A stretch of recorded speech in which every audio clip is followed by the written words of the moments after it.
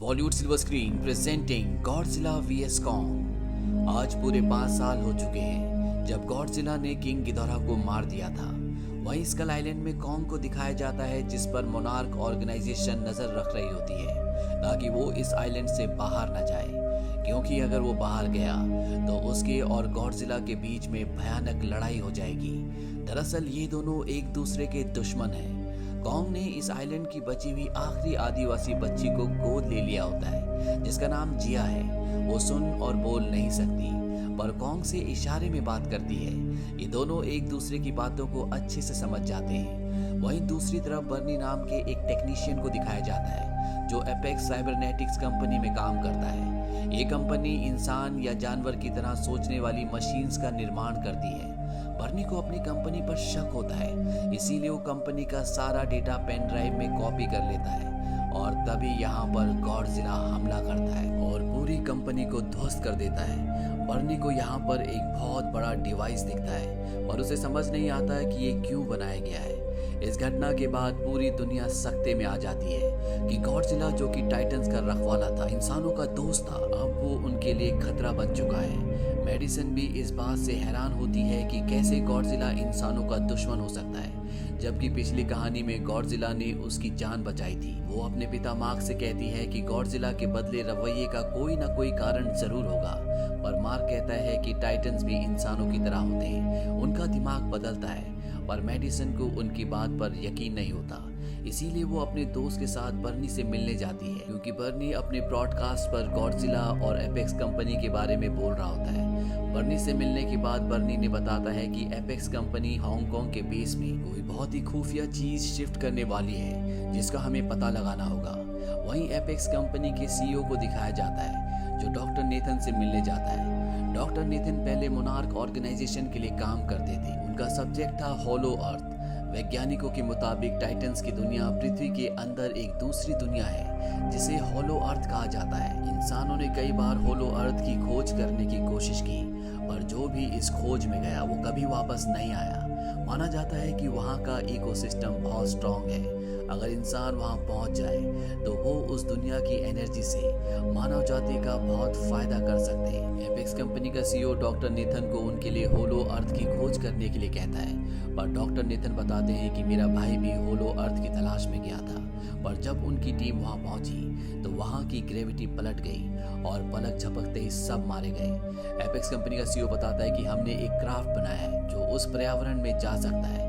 अगर हम वहाँ पहुँच गए तो हम गॉडजिला को हरा सकते हैं। डॉक्टर नेथन उनकी बात मान जाते हैं और अपनी दोस्त आइलिन से मिलते हैं, जो स्कल आइलैंड में कॉन्ग पर नजर रखती है और कॉन्ग की एडॉप्टेड बेटी जिया, जिसे उसने भी एडॉप्ट किया होता है, उसका भी ध्यान रखती है। डॉक्टर नेथन आइलिन से कहते हैं कि हमें होलो अर्थ को ढूंढना होगा, तभी हम उस जगह की एनर्जी से गॉडजिला को हरा सकते हैं और कॉन्ग हमें उस जगह तक ले जा सकता है, क्योंकि टाइटन्स के अंदर नेचुरल टेंडेंसी होती है उस जगह तक जाने की जहां वो पैदा हुए, और ऐसा करने से कॉन्ग को भी उसका असली घर मिल जाएगा।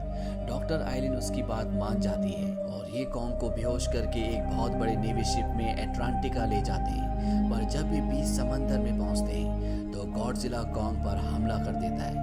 पानी में होने की वजह से कॉन्ग को लड़ने में मुश्किल हो रही होती है, इसीलिए नेवी कॉन्ग का साथ देने के लिए गॉडजिला पर हमला करती है।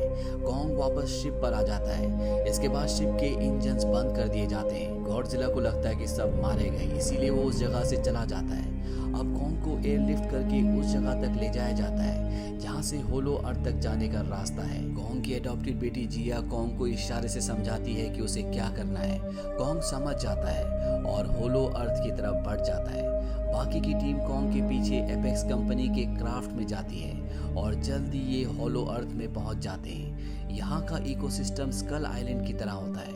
कॉन्ग यहीं पैदा हुआ था। यहाँ उसे अपने पूर्वजों की एक कुल्हाड़ी भी मिलती है, जो गॉडजिला की हड्डी से बनी हुई थी। यानी कि यहाँ पर हजारों साल पहले गॉडजिलास और कॉन्ग के पूर्वजों के बीच में युद्ध हो चुका है।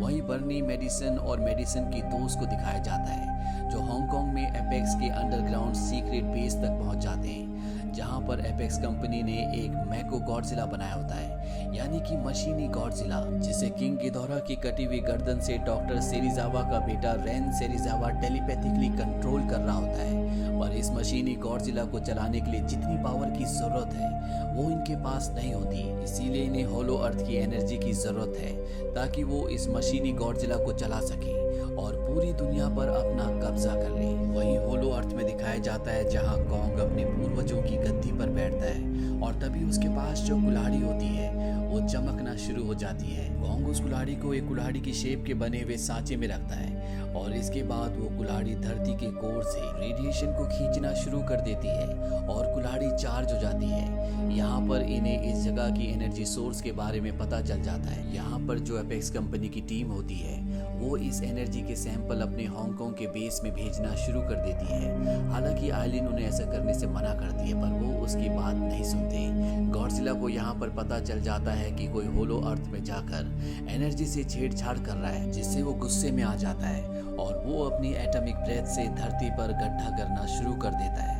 वहीं धरती के कोर में यानी कि होलो अर्थ में दिखाया जाता है कि एपेक्स की टीम यहाँ से भागने की कोशिश कर रही होती है, पर कॉन्ग को समझ में आ जाता है कि इनके जो इरादे हैं वो सही नहीं है, इसीलिए वो उनके क्राफ्ट को ध्वस्त कर देता है। और अब यहाँ पर गॉडजिला ने ऊपर धरती से होलो अर्थ तक एक गड्ढा कर दिया होता है, जिससे कॉन्ग बाहर निकलता है। उसके सामने गॉडजिला होता है जो हजारों लाखों सालों से एक दूसरे के दुश्मन है।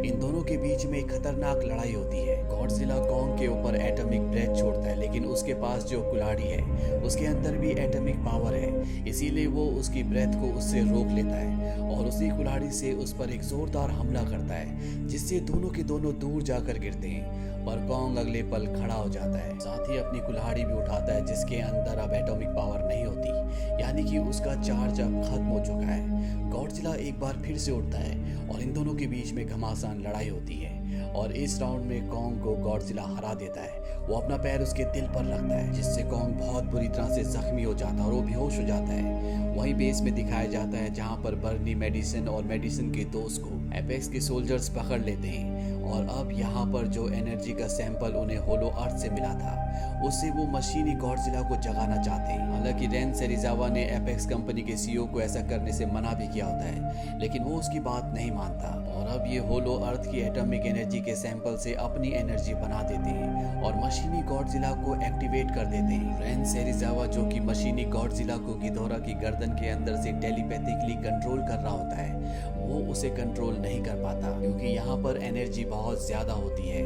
उस एटॉमिक एनर्जी में वो खुद भी जलकर राख हो जाता है। मशीनी गॉडजिला अब पूरी तरह से आउट ऑफ कंट्रोल हो चुका है। वो एपेक्स कंपनी की सीईओ जिसने इस मशीनी गॉडजिला को बनाया है वो उसे भी मार देता है और अब वो बाहर आ जाता है जहां पर असली गॉडजिला भी होता है, जिसे इस मशीनी गॉडजिला का आभास पहले से था, इसीलिए उसने पहले एपेक्स कंपनी के ऊपर हमला किया था और दुनिया ने ये समझ लिया था कि गॉडजिला अब इंसानों के खिलाफ हो चुका है। अब मशीनी गॉडजिला और असली गॉडजिला के बीच में लड़ाई होती है, लेकिन मशीनी गॉडजिला असली गॉडजिला से बहुत ताकतवर होता है। बहुत जल्दी वो असली गॉडजिला को परास्त कर देता है। वहीं कॉन्ग के पास उसकी एडॉप्टेड डॉटर जिया जाती है। उसे एहसास हो जाता है कि कॉन्ग के दिल की धड़कन धीरे धीरे कम हो रही है। वो ये बात नेथन और आइरिन को बताती है और अब ये समझ जाते हैं कि कॉन्ग के दिल में एक इलेक्ट्रिक शॉक देना पड़ेगा। इसीलिए एपेक्स कंपनी के उस क्राफ्ट को जिसे होलो अर्थ के अंदर गए थे उसे कॉन्ग के हार्ट के पास ले जाकर ब्लास्ट करते हैं, जिससे कॉन्ग जाग जाता है। और अब जिया कॉन्ग को इशारे से समझाती है कि गॉडजिला हमारा दुश्मन नहीं है, बल्कि हमारा दुश्मन मशीनी गॉडजिला है। कॉन्ग जिया की बात समझ जाता है और मशीनी गॉडजिला जो असली गॉडजिला को मारने वाला होता है, कॉन्ग पीछे से उसे पकड़ लेता है। गॉडजिला भी समझ जाता है कि कॉन्ग उसकी मदद कर रहा है और इसके बाद ये दोनों मिलकर मशीनी गॉडजिला से लड़ना शुरू कर देते हैं, लेकिन उसके पास इन दोनों से ज्यादा पावर होती है। कॉन्ग अपनी कुल्हाड़ी से मशीनी गॉडजिला पर कई प्रहार करता है, लेकिन अब उसकी कुल्हाड़ी की एटॉमिक पावर खत्म हो चुकी है, इसीलिए उसके प्रहारों का मशीनी गॉडजिला पर ज्यादा असर नहीं हो रहा होता। वहीं एपेक्स के बेस में दिखाया जाता है जहां पर बर्नी मेडिसिन का दोस्त उस मशीन में पानी डाल देते हैं जिस मशीन से इस मशीनी गॉडजिला को बनाया गया है। वहां पर शॉर्ट सर्किट होता है जिससे मशीनी गॉडजिला का कुछ पलों के लिए ध्यान भटक जाता है और तभी असली गॉडजिला अपनी एटॉमिक ब्रेथ से कॉन्ग की कुल्हाड़ी को चार्ज कर देता है और कॉन्ग उस कुल्हाड़ी से मशीनी गॉडजिला के टुकड़े टुकड़े कर देता है। वो उसकी गर्दन उखाड़ देता है। इसके बाद कॉन्ग और असली गॉडजिला एक दूसरे के सामने होते हैं, पर अब ये एक दूसरे के अस्तित्व को स्वीकृति दे चुके हैं, यानी कि ये दोनों सच्चाई अपना चुके हैं कि कॉन्ग और गॉडजिला दोनों ही इस दुनिया का एक हिस्सा है। गॉडजिला अपनी समंदर की दुनिया में वापस लौट जाता है। वहीं मोनार्क ऑर्गेनाइजेशन को दिखाया जाता है जो होलो अर्थ पर नजर रखने के लिए एक ऑब्जर्वेशन पोस्ट बनाते हैं, क्योंकि कॉन्ग होलो अर्थ में लौट चुका है, वो वहाँ का राजा है। इस फिल्म के बाकी के पार्ट्स के लिंक्स हमने डिस्क्रिप्शन में दिए हैं। ये फिल्म ईयर 2021 में रिलीज हुई थी। IMDb पर इसकी रेटिंग है 6.4। इस फिल्म का बजट था 155 to 200 मिलियन डॉलर्स और बॉक्स ऑफिस पर इसने कमाई की थी 467.8 मिलियन डॉलर्स की। उम्मीद करते हैं कि ये कहानी आपको पसंद आई होगी।